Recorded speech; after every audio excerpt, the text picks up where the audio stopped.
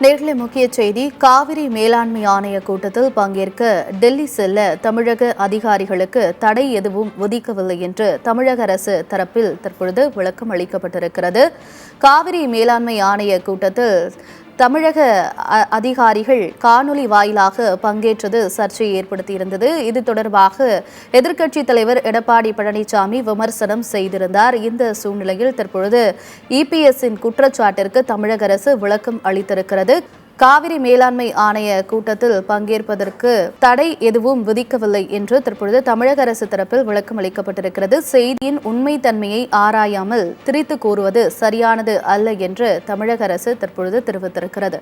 எதிர்க்கட்சித் தலைவர் எடப்பாடி பழனிசாமியின் குற்றச்சாட்டிற்கு தற்போது தமிழக அரசானது விளக்கம் அளித்திருக்கிறது. காவிரி குழு கூட்டத்தில் தமிழக அதிகாரிகள் காணொலி மூலமும் நேரிலும் கலந்து கொண்டுதான் வருகிறார்கள் என்று தமிழக அரசு பதிலளித்திருக்கிறது.